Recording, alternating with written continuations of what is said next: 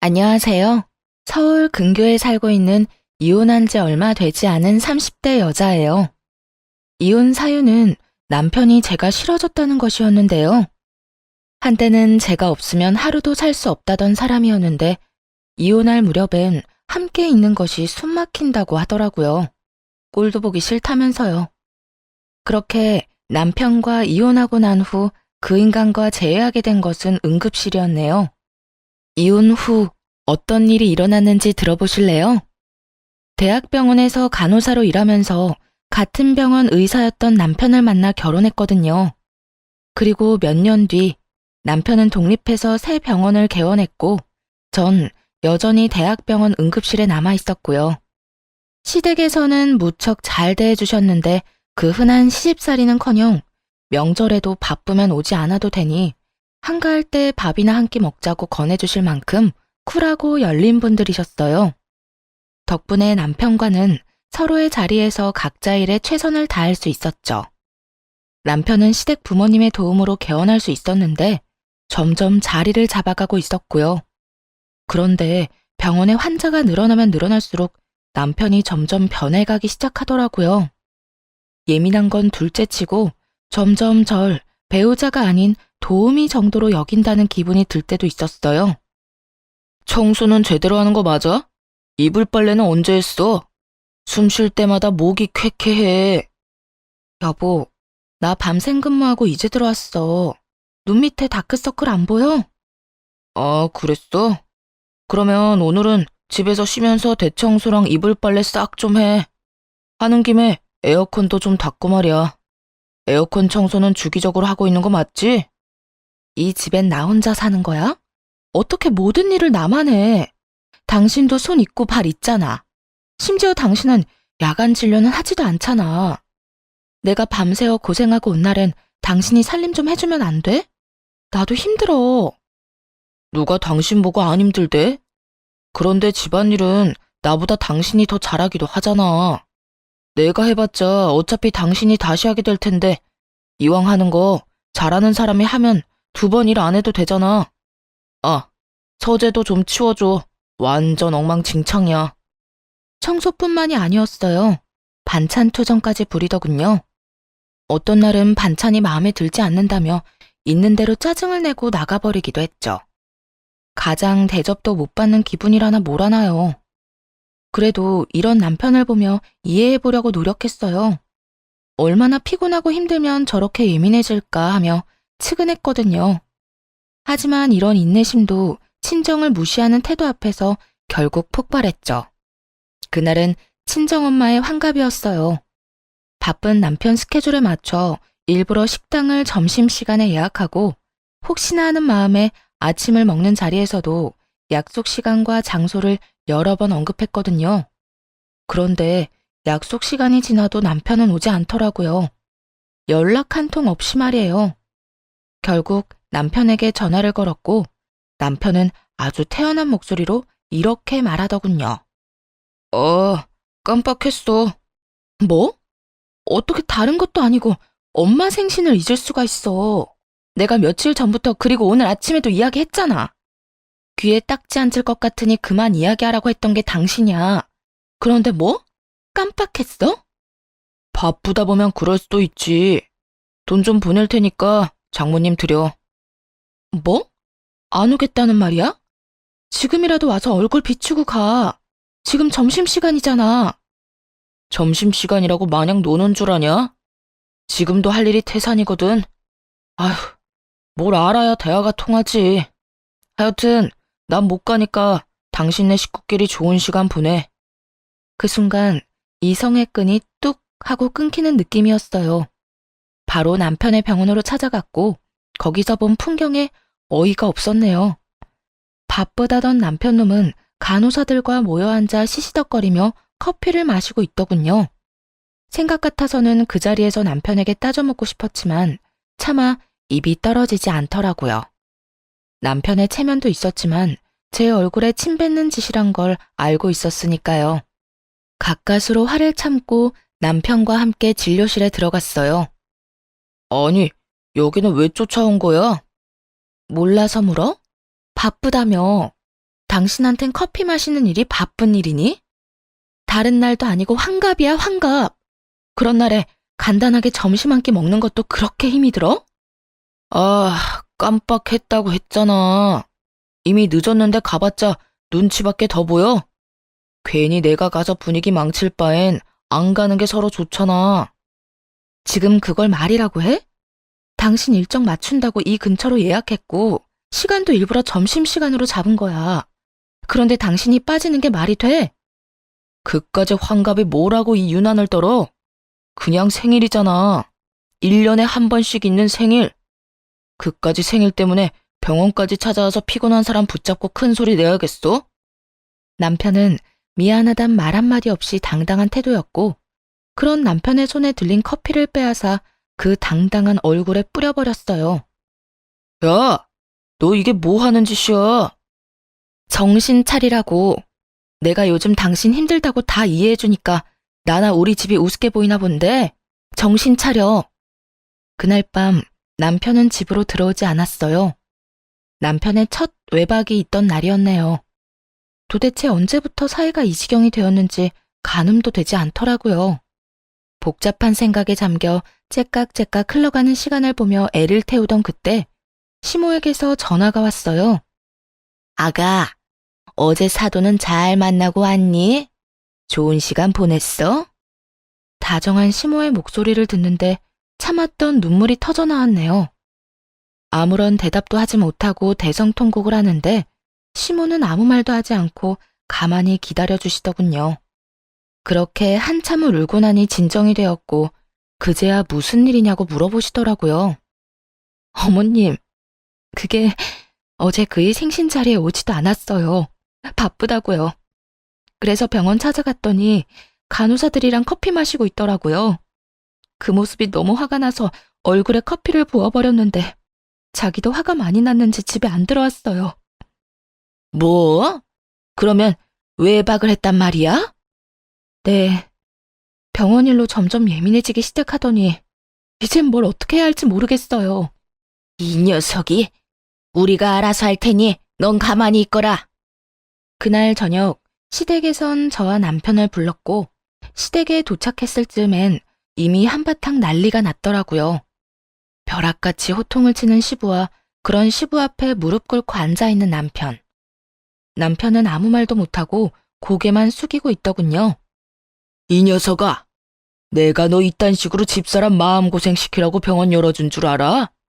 대학병원 있을 때보다 사는 게 편해졌으면 가정에 더 잘할 생각을 해야지. 그걸로 네 마누라한테 생색이나 내고 바쁘다는 핑계로 사돈 어른 생신도 나몰라라 해? 생색이 아니라 정말 피곤해서 좀 예민해진 거예요. 생신은 정말 깜빡했어요, 아버지. 그런 정신머리 가지고 병원은 어떻게 이끌어가는 게야? 이딴 식으로 굴 거면 지금이라도 간판 내리거라. 아버지, 제가 잘못했어요. 앞으로는 절대 그런 일 없도록 할게요. 너 이 녀석, 다신 이딴 일로 집사람 눈에서 눈물 빼지 마라. 알겠어? 네, 알겠어요. 여보, 내가 미안해. 앞으로 이런 일 없도록 할게. 약속해. 개원 당시 워낙 받은 도움이 커서 시부모님들 말씀이라면 꼼짝도 못하던 남편이었죠. 이번에도 마찬가지였어요. 진심이라고는 느껴지지 않았지만 용서를 구하기는 하더라고요. 그리고 한동안은 잘하는 척도 했고요. 하지만 그럴수록 남편의 마음은 이미 떠난 것이 느껴졌어요. 아니, 단순히 마음이 떠난 것이 아니라 다른 이유가 있을 거라 확신하게 되었죠. 그렇지 않고서야 둘 사이에 큰 다툼이 있었던 것도 아니었고 기분이 상한 일도 없었는데 사람이 저렇게까지 변한 것은 말이 안 되니까요. 혼자 고민을 하다가 남편 병원에서 일하고 있는 동기에게 물어보기로 했네요. 꽤 긴 시간을 남편과 함께 보내는 친구이니 이유를 알지 않을까 해서였죠. 지연아, 혹시 우리 남편 요즘 무슨 일 있어? 원장님? 아니, 왜? 무슨 일 있으시대? 아니, 요즘 좀 이상해서 혹시 너는 알까 해서 연락해봤어. 요즘? 이상한 건 없었는데. 조금 예민하시긴 했지. 뭐 그거야 그럴 수도 있는 일이니까. 그거 말곤 다른 이상한 점은 없었는데. 아, 혹시 우리 남편 여자 있는 건 아니겠지? 100번은 넘게 고민하고 물은 말이었는데 이 말을 들은 친구는 듣자마자 깔깔거리고 웃더라고요. 자신이 아는 한 그럴 리가 없다고 말이죠. 뭐? 넌 말이 되는 소리를 해. 네 남편을 어떻게 나보다 더 모르니? 네 남편 매일 병원에서 살다시피 하고 진료 끝나면 바로 집에 가는데 친구들도 점심시간에 잠시 병원에 와서 보고 가는 게 전부고 따로 약속 잡는 일도 없으신 것 같고 말이야. 너도 요즘 많이 피곤한가 보다 그런 생각까지 하는 거 보면 그러지 말고 쉬는 날에 잠이나 좀 푹 자. 서로 예민하다 보면 자주 부딪히고 또 그러다 보면 별 생각이 다 드는 법이야. 그래 알겠어. 우리 남편한텐 내가 이런 이야기 한 거 비밀로 해줘? 당연하지. 얼른 좀 쉬어. 믿었던 친구였어요. 동기들 가운데서도 친했고 무엇보다 유부녀이기에 이런 마음을 더 잘 이해하고 상황을 객관적으로 볼 거라 생각했죠. 그런 친구의 조언을 듣고 나서도 이상한 기분은 사라지지 않았지만요. 그래서 결국 남편의 뒷조사를 시작했네요. 다들 뒷조사만 했다 하면 무슨 판도라 상자 열리듯 남편이 숨기고 있던 모든 것이 밝혀지곤 하던데 아니었어요. 허무할 정도로 아무것도 없더라고요. 친구의 말처럼 병원과 집을 오가는 단순한 생활의 반복이었거든요. 가끔 친구를 만나기도 했지만 다 남자들일 뿐만 아니라 그것마저도 차를 마시거나 편의점에서 캔 음료나 마시곤 헤어지는 게 전부더라고요. 술은 입에도 대지 않았고요. 병원에서 회식을 해도 1차에서 끝내곤 혼자 병원에 들러 나머지 일을 보곤 집으로 돌아오곤 했더군요. 딱히 뭐가 나오지 않아 다행스럽긴 했지만 정작 아무것도 나오지 않으니 환장할 노릇이었어요. 남편은 여전히 이상하게 변해만 갔으니까요. 그렇게 감정이 요동을 지던 어느 날, 남편 입에서 결국 이혼이란 말이 나오고야 말더군요. 그날은 웬일로 남편이 함께 외출을 하자고 하더군요. 밖에서 맛있는 것도 먹고 산책도 좀 하자고요. 그간 좀 소원하긴 했어도 다시 잘 지내볼 생각은 있구나 하는 마음에 한껏 꾸며입고 외출길에 나섰죠. 들떠서 밝은 목소리인 저와는 달리 남편은 건성건성 대답만 하더라고요. 여보, 여기 진짜 오랜만이다. 여기 기억나? 여기서 우리 첫 데이트 했었잖아. 기억해. 그때 우리 둘 다 밤새고 씻지도 못하고 와서는 어떻게든 데이트 좀 해보겠다고 샷 왕창 추가해서 먹고 버텼는데 부부가 돼서 오니 감회가 새롭다. 그렇지? 그렇긴 하네. 기계를 가져와도 이것보단 다채로운 대화가 될 것이라는 생각이 들면서 화가 치밀어 오르더라고요. 이따위로 굴 거면 다른 곳도 아닌 우리의 추억이 있는 곳으로 오지나 말지. 이게 무슨 사람 하나 바보 만드는 짓인가 했죠. 기분이 상해 바로 자리에서 일어나 집으로 돌아와 버렸고 남편 역시 저를 뒤쫓아 집으로 돌아왔고요. 당신 진짜 나한테 왜 그래? 내가 뭘? 내가 뭘? 할 말 있으면 똑바로 말해. 하루 종일 사람 데리고 다니면서 정신은 다른 곳에 있었잖아. 꼭 똥마려운 강아지처럼. 내 눈치는 이리저리 살피면서 그러면서도 또 멍하니 딴 생각만 하고. 난 오늘 당신이 앞으로 잘 살아보자는 마음으로 산책하자고 한 줄 알았어. 오늘 간 곳이 죄다 우리한테 좋은 추억만 가득했던 곳이니까. 그런데 당신은 시큰둥해선 대답만 겨우 하고 나만 들떠있고 그게 뭐야 도대체? 그럴 거면 왜 굳이 나가자고 한 거야? 입으로 뱉고 나니 정말 하루 종일 무얼했나 싶더라고요. 화가 많이 나 씩씩거리는 저를 남편은 한참 바라보더니 이내 하루 종일 품고 있던 말을 꺼내기 시작하더라고요. 내가 많이 고민해봤는데 우리 이혼하자. 나 더는 이렇게 못 살겠어. 목소리에 미안함이라곤 찾아볼 수가 없더라고요. 마치 제가 유책 배우자라도 된다는 듯 말이에요. 이혼? 지금 이혼이라고 한 것 같은데 내가 제대로 들은 거 맞아? 이혼하자고. 나 이제 당신이랑 사는 거 너무 힘들어. 그러니까 오늘 하루 종일 한 짓이 사실은 데이트가 아니라 당신 마음 정리할 시간이 필요했던 거네? 말하자면 마지막 점검 같은 거였어. 맞아? 꼭 그런 건 아닌데 당신하고 돌아다니면서 마음이 더 확고해지긴 했어. 내가 뭘 어떻게 했다고 그렇게 힘들어? 내가 당신을 힘들게 해?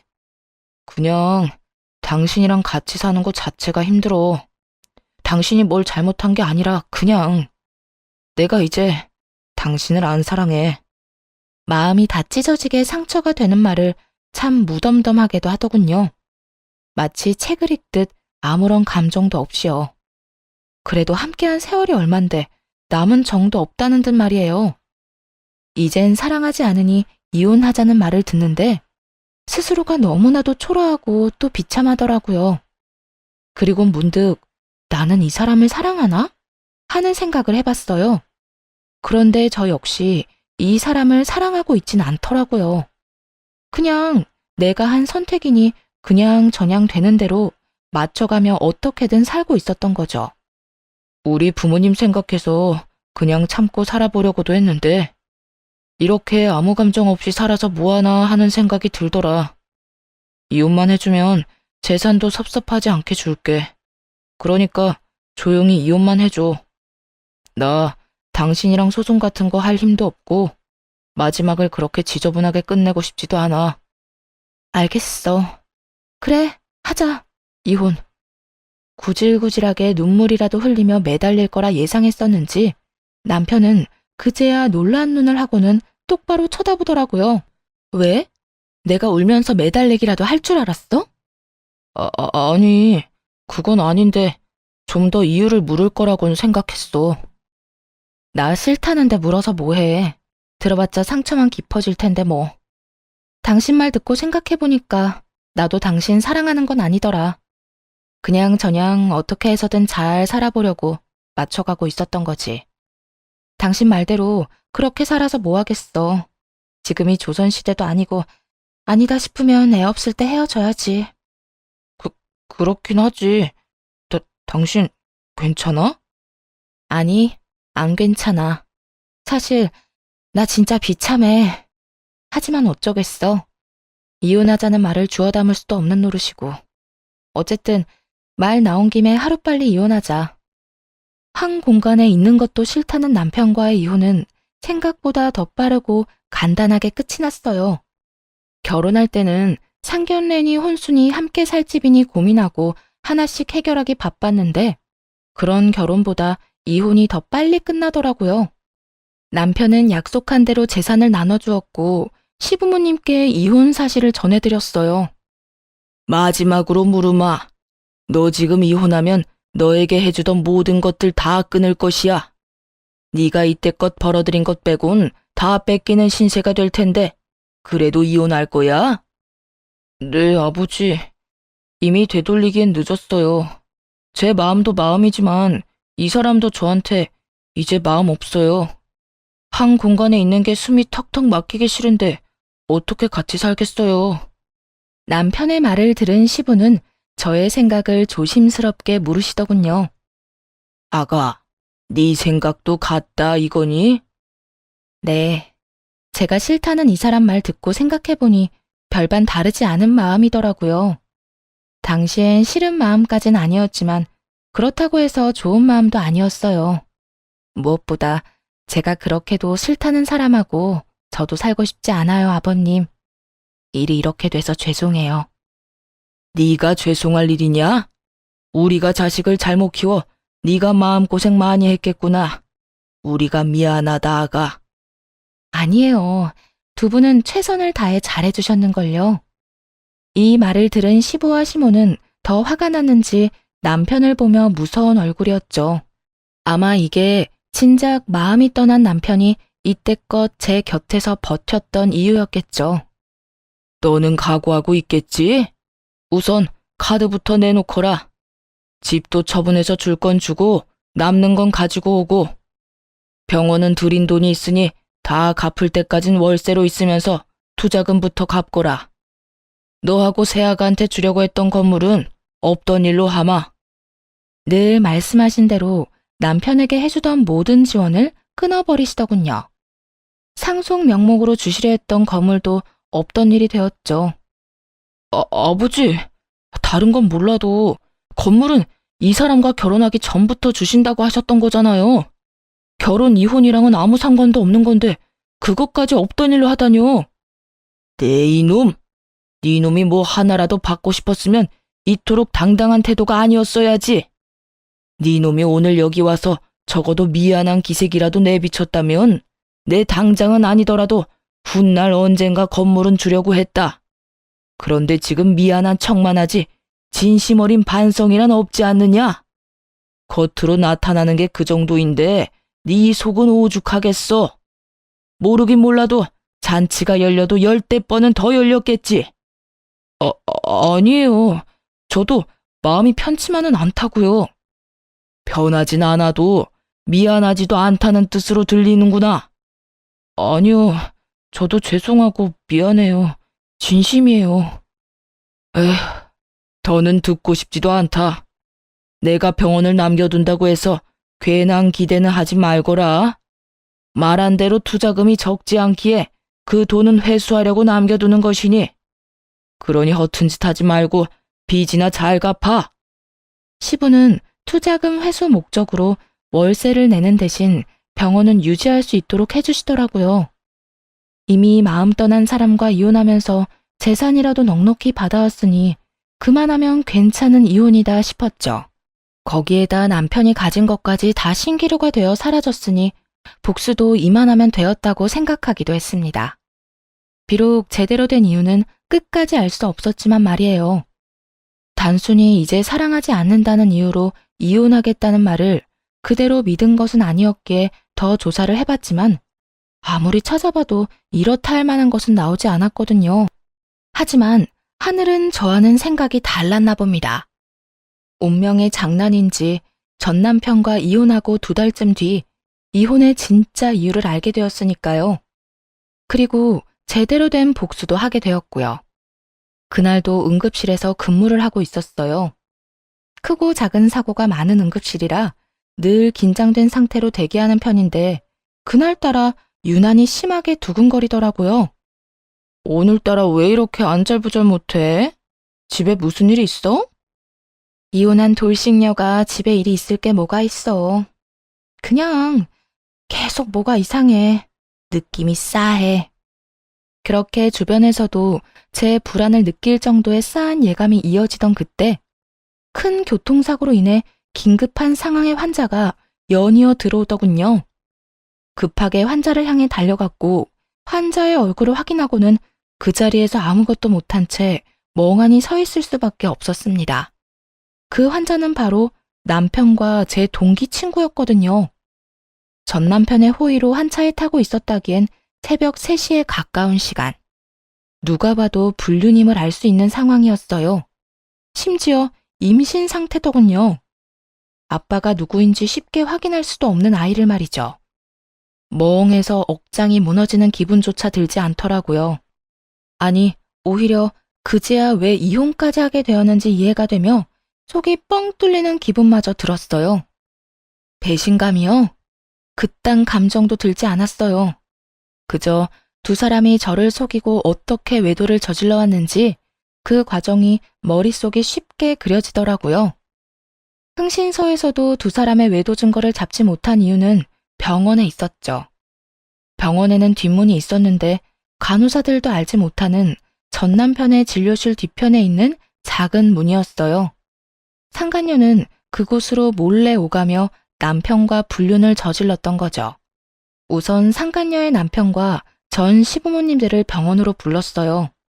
상간녀의 남편 역시 알고 지내던 의사였던지라 연락처가 다 있기도 했고 2사람의 외도에 대해 다른 증거 없이도 설명할 수 있는 장소이자 상황이라 판단했기 때문이었어요. 더불어 상황이 상황인지라 전 남편에겐 보호자가 필요한 순간이기도 했고요. 제일 처음 병원에 도착한 것은 전 시부모님들이었어요. 어찌나 놀라셨는지 신발도 제대로 신지 못하고 오셨더군요. 아가야, 이게 무슨 일이니? 우리 아들이 사고라니? 얼마나 큰 사고길래? 그게 상황이 좋지 않아요. 일단 제가 사인해서 수술은 들어갔는데 어떻게 될지. 저도 장담할 수가 없어요, 어머님. 어쩌니? 이 새벽에 왜 운전을 하고 돌아다닌 게야? 혼자였니? 아니면 누가 옆에 있었니? 그게 혼자는 아니었어요. 전 시모는 저의 곤란한 표정을 보더니 말하지 않아도 안다는 듯 손을 꽉 잡으셨고 전 시부는 두 눈을 질끈 감으시더군요. 저보다도 두 분이 더 상처를 받으신 듯 잡은 두 손이 미세하게 떨리고 있더라고요. 전 괜찮아요. 그런데 그 사람 상태가 생각보다 좋지 않아요. 일단 다른 건 생각하지 마시고 지금은 수술 생각만 하기로 해요. 보호자 대기실 저쪽에 있으니 가셔서 몸부터 좀 녹이세요. 그래, 일단은 애 몸부터 생각합시다. 아가, 너도 얼굴이 좋지 않아. 따뜻한 것 좀 마시고 일하거라. 응? 네, 아버님. 그렇게 전 남편의 상태를 전하고 두 분을 진정시키고 응급실로 돌아왔는데 상간녀의 남편이 뛰어들어오더군요. 가운을 입고 뛰어들어오는 걸 보니 병원에 있다가 달려오는 길인 듯 했어요. 수민 씨, 우리 지연이 많이 다쳤어? 걱정하며 뛰어들어오는 상간녀의 남편을 보며 고민이 되지 않았던 건 아니었어요. 굳이 둘의 불륜 사실을 지금 밝히는 게 맞을까 해서요.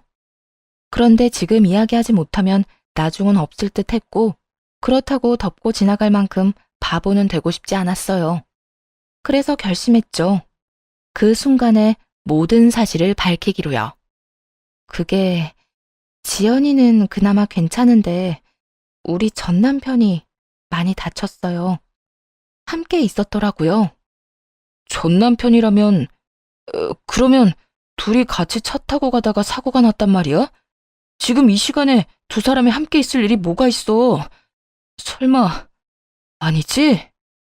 믿을 수 없다는 듯 멍하니 바라보는 상간녀의 남편을 보는데 그 심정이 이해가 되더라고요.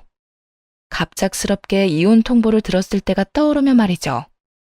절로 나오는 한숨을 내쉬며 다른 사실을 알려주었어요. 바로 상간녀의 임신 소식 말입니다. 그 설마가 사람 잡았네요. 엑스레이 찍기 전에 혹시 몰라서 검사했는데 지연이 임신이더라고요. 알고 있었어요? 임신? 지연이가? 아니, 몰랐어. 임신이에요, 지연이. 한 5주쯤 된 것 같은데. 하여튼 아기는 무사해요. 상간녀의 남편은 대답이 없었고 저 역시 더는 할 수 있는 말이 없더라고요. 비교적 적게 다친 상간녀가 급한 치료를 마치고는 자신의 남편을 향해 다가왔거든요. 여보, 어떻게 알고 여기까지 온 거야? 지금 병원에 있어야 하는 거 아니야? 지금 그게 중요해? 당신 바람 피우고 있었어? 어? 그게 무슨 말이야? 바람이 아니면 지금 이 시간에 당신이 왜 최 원장이랑 한 차를 타고 가다가 사고가 나? 그게 말이야? 됐어. 많이 다친 거 아니지? 치료 받을 거 받고 퇴원하는 대로 이혼 준비나 해. 나도 바빠서 병원 가야 하니까. 상간녀의 남편은 더는 말을 섞고 싶지도 않다는 듯 상간녀의 말을 잘라버리고 병원 밖으로 나가버렸어요. 상간녀는 그제야 제가 보이는 듯 언성을 높이며 따지고 들더라고요. 네가 우리 남편 불렀니? 응. 알다시피 보호자가 필요한 순간이라서 말이야. 때마침 연락처도 알고 있어서 불렀는데 왜? 왜? 지금 왜라는 말이 나와? 네 가정 깨졌다고 내 가정까지 깨겠다는 심보야? 야, 말은 바로 해. 네 가정도 네가 깬 거야. 애초에 바람 피운 연놈은 너랑 저 새끼인데 왜 애꿎은 내 탓을 해? 네가 내 남편을 불렀으니까. 그러게, 누가 사고가 나래? 아니, 누가 바람을 피우래? 너도 참 뻔뻔하다. 어떻게 나한테 그딴 걸 따질 생각을 해? 검사 받으면서 양심도 같이 두고 왔니? 정신 차려, 이 상간녀야. 넌 상간녀 중에서도 악질이야. 어떻게 동기 남편이랑 그딴 짓을 저질러? 그러면서 뭐? 원장님은 바람 피울 리가 없다고? 내가 발 동동 구르며 너한테 고민 상담할 때 내가 얼마나 웃었을까? 다른 사람도 아닌 당사자한테 그걸 묻고 있었으니 말이다. 너도 알지? 지금도 상간녀 소송은 가능하다는 거. 그냥 넘어갈 생각 없으니까 각오하는 게 좋을 거야. 상간녀는 온갖 거친 말들을 쏟아내기 시작했는데 그냥 무시하고 일터로 돌아왔어요. 그 새벽이 어떻게 지나갔는지도 모르게 시간은 흘렀죠. 그 후 상간녀는 이혼을 하게 되었더라고요.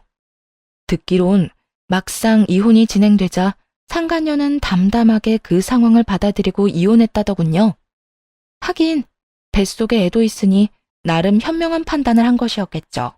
그 아기로 인해 앞으로 어떤 일이 일어날지도 모르고 말이죠. 저 역시 상간녀를 상대로 위자료를 청구했고 이혼은 순순히 했으면서도 위자료는 주기 싫었는지 다시금 찾아와 득달같이 따지고 들더라고요. 뻔뻔하게도 말이죠.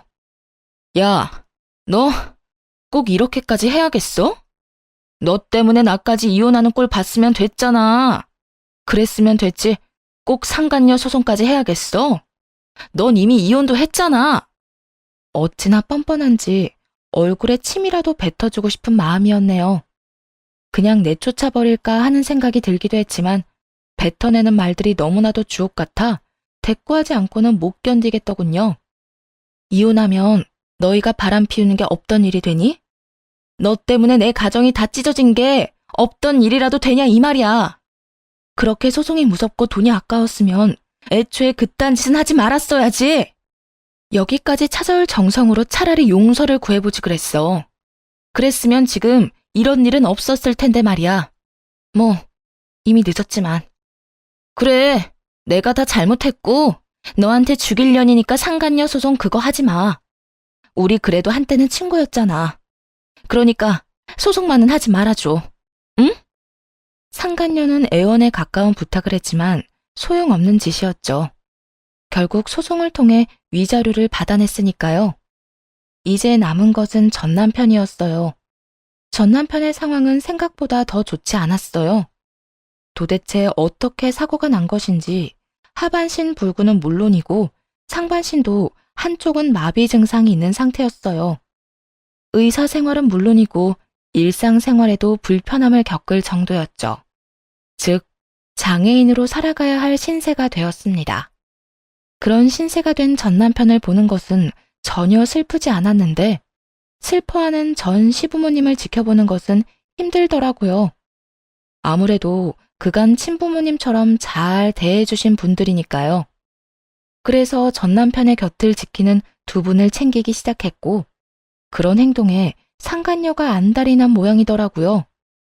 혹시나 전 남편을 빼앗길까 조바심이 들었는지 어느 날은 전 시부모님 앞에 무릎을 꿇고 앉아 절절한 사랑 고백을 하더군요. 저희가 비록 시작은 옳지 않았으나 마음만큼은 정말 진심이었어요. 저 원장님 진심으로 사랑해요. 그래서 뭘 어쩌란 말이니? 너를 며느리로 받아달라 이 말이니? 네 눈엔 제 불구된 거 안 보이니? 그래도 상관없다 이거야? 네, 저는 상관없어요. 원장님 상황이 어떻든 전 원장님을 사랑해요, 어머님. 그러니까 저 좀 예쁘게 봐주세요. 제가 살면서 정말 잘할게요. 저 받아주신 거 절대 후회할 일 없도록 잘할 자신 있어요. 그래, 그러려무나. 전 시댁에서 허락을 하니 상간녀는 부잣집에 시집갈 생각에 기쁜 내색을 감추지 않더라고요. 하지만 그것도 잠시였어요. 전 시댁에선 병원도 빼앗고 그나마 지원해주던 병원비마저 끊어버렸으니까요. 불구가 된 아들을 버리기는커녕 데리고 살아준다는데도 불구하고 이토록 냉정하게 구신 이유가 다 있었어요. 저와 전 남편이 이혼한 이유가 상간녀 때문이라는 걸 다 아시기도 했고 무엇보다 전 남편 옆을 지키고자 하는 상간녀의 의도가 뻔히 보였기 때문이었죠. 여러 사람 눈에서 피눈물이 나게 하고 자기는 호의호식하며 살겠다는 그 추악한 의도가 말이죠. 위자료로 전 재산을 날리고 빚까지 진 것도 모자라 거지가 된 사람의 병시중까지 들게 될 상황이 되자 상간녀는 뱃속의 아이를 핑계로 돈을 요구하기 시작하더라고요. 아버님, 어머님, 아무리 제가 미우셔도 이건 아니죠.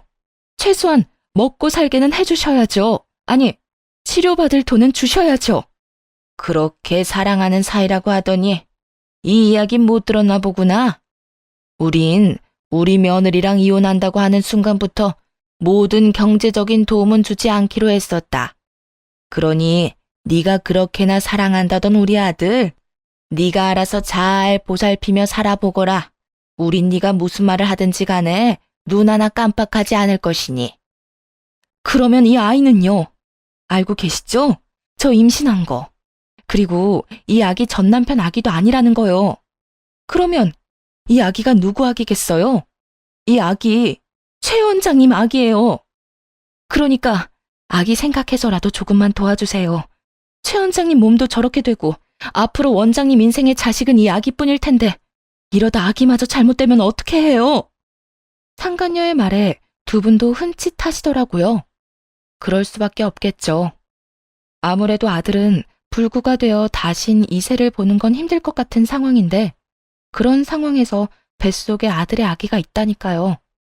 멈칫하는 두 분을 보며 상간녀는 묘한 미소를 지어 보였고 그런 상간녀에게 저와 전 남편만 알고 있던 사실을 알려주기로 했습니다. 차마 부모님께도 말씀드리지 못한 사실을요. 야, 헛소리 좀 작작해. 네 뱃속의 아기가 그 사람 아기라고? 웃기고 있네. 내 전 남편 아기 못 가져. 뭐라고? 그게 무슨 말이야? 배웠다는 사람이 이것도 못 알아들어? 네가 그렇게 사랑한다던 최 원장 무정자증이라 아기 못 가진다고. 그래요. 전 남편은 무정자증이었어요. 결혼 2년 차에 자연 임신이 되지 않아서 병원에서 알게 된 사실이었죠. 부모님이 아시면 너무 속상해하실 것 같아 일단 숨기며 이세에 대한 마음은 그때 접었고요. 그런데 그런 사실을 모른 채 전 남편의 아기라고 우겨대니 참 기가 다 막히더라고요. 모든 사실이 밝혀지자 상간녀는 고함을 질러대며 끝까지 저를 모함하기 시작했어요. 거짓말 하지 마. 너 지금 나랑 이 사람 잘 먹고 잘 살까봐 일부러 없는 말 지어내는 거지? 난 분명히 원장님 아기를 가졌는데 무정자증이라니. 아니, 무정자증이라도 가능성은 있는 거잖아. 참 가능성이 있겠다. 그렇게라도 우겨보고 싶은 것 같은데 우길 걸 우겨. 정 우기고 싶으면 나처럼 증거를 내밀어 보든지. 들어보니 네 전 남편 아기도 아니라던데 도대체 남자가 몇 명인 거니? 어디 숨겨둔 원장이 또 있기라도 한 거야? 뭐야? 너 지금 누굴 모함하는 거야? 그렇잖아. 내가 검사 결과를 봤으니 네가 임신한 것도 저 사람이 무정자증인 것도 확실한데 아기 아빠는 누구인지 알 수가 없고 이런 상황에선 다른 가능성이 떠오르지 않겠어? 아니야. 정말 아니라고. 아니에요, 아버님, 어머님. 설마 이 여자 말 다 믿는 건 아니죠? 지금 저 때문에 이혼하게 됐다고 화가 나서 이러는 거예요. 정말이에요. 제 말 믿어주셔야 해요. 전 남편이 무정자증이라는 사실에 상간녀도 그렇지만 부모님들도 충격이 크신 듯 하더라고요. 전 남편의 상태도 충격이지만 인간의 탈을 쓰고 아무렇지 않게 거짓말을 해대는 상간녀의 언행에 대한 충격이 더 큰 듯 했으니까요. 닥치지 못해? 네 말이 사실인지 아닌지는 출산하면 밝혀질 것이고 그때 유전자 검사에서 네 말이 사실이라면 내 너에게 사과하고 내 재산 전부를 네 뱃속의 아기한테 물려주마. 하지만 그렇지 않다면 각오하는 것이 좋을 게야. 감히 다른 것도 아니고 핏줄을 두고 장난친 죄는 받아야 하지 않겠니? 전 시부는 처음 보는 무서운 표정을 지으며 상간녀를 몰아세우기 시작했어요. 상간녀는 뒷걸음치며 눈물로 호소하더군요. 아니에요. 정말 저는 맹세코 다른 남자는 없었어요. 믿어주세요. 그렇게 확신한다니 출산 때까지 기다릴 필요도 없겠구나. 들어보니 태아 유전자 검사도 있다고 하던데 그걸로 진행하자꾸나. 네 말대로 네 뱃속의 아기가 우리 아들 핏줄이라면 우리한테 귀한 손주인데 힘들게 키울 수는 없는 노릇이니. 말을 끝낸 전 시부는 눈짓으로 상간녀를 붙잡아달라고 부탁해왔고 전 상간녀를 붙잡았어요. 붙잡힌 상간녀는 발악하며 고함을 질러대더라고요. 이거 놔! 이거 놓으라고! 너 태아 유전자 검사가 쉬운 줄 알아? 아직 합법으로 정해진 것도 아니라고! 이거 놔! 이거 놓으라고! 다 널 위해서 이러는 거야. 홀몸도 아닌데 합법이든 불법이든 빨리 검사해서 확실해지면 돈도 펑펑 쓰고 너도 아기도 좋은 거 아니야? 당당하다는 애가 왜 이래? 이거 놔! 혼비백산. 말 그대로 아수라장이었네요. 상간녀는 있는 힘껏 저를 뿌리치고 도망쳤는데 그런 상간녀의 모습을 설명하기에 딱 어울리는 말이더군요. 마치 넋이 나간 사람처럼 정신없이 도망치는데 그 꼴 참 보기 좋다 싶었네요. 그 후 상간녀의 소식이 들려온 건 정확히 1년 뒤였어요.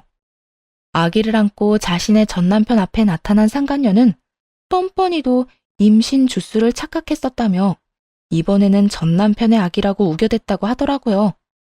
순순히 넘어갈 리 없었던 전남편은 유전자 검사를 했고 결과는 당연하게도 그와는 일치하지 않는 것으로 나왔다고 하네요. 그래서 다시 한번 떠들썩했다고 동기들이 알려주더군요. 이야기 들었어? 그 상간녀가 안고 온 아기 전남편 아기도 아니래. 이번에 우리 병원에서 유전자 검사했는데 또 불일치. 그래서 난리도 아니었어. 상간녀는 무조건 검사가 잘못됐다고 하고 전남편은 꺼지라고 소리 지르고 전남편은 아니라고 생각하면서도 살짝 기대한 모양이더라고. 하기야 그렇게 당당하게 아기 안고 나타났으니 나라도 기대는 하겠다. 좀 당당했어야지. 뻔뻔하기는 진짜 뻔뻔하다.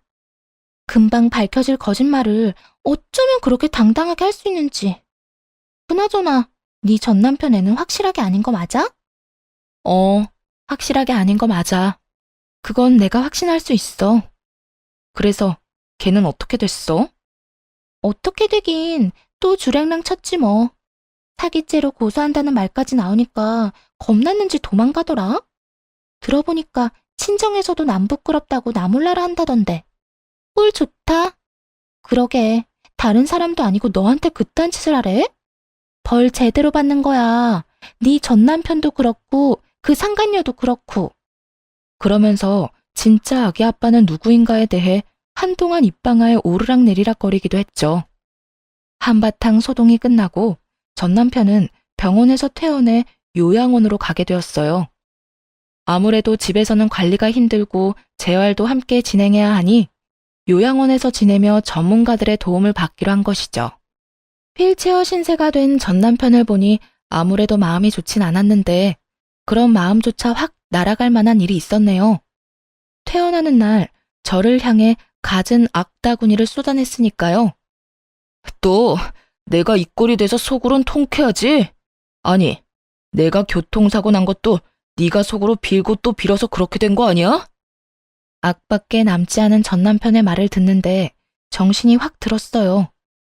저딴 인간에게 동정심을 남기다니 참 순진하고 멍청했구나 하는 생각도 들더군요. 야, 정신 차려. 네가 알다시피 나 무당 아니고 간호사야.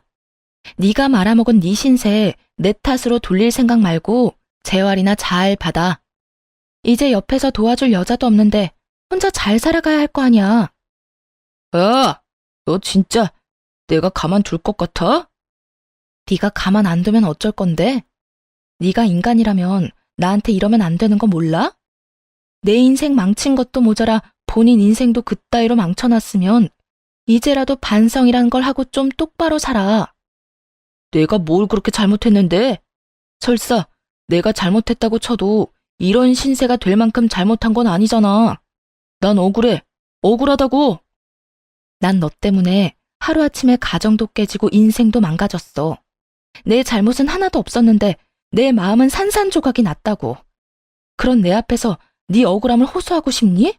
내 원망이나 하고 싶냐고.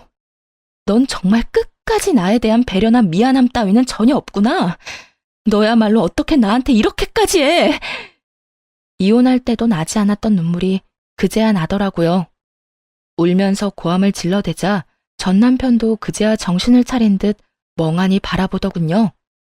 놀랍기도 했겠죠.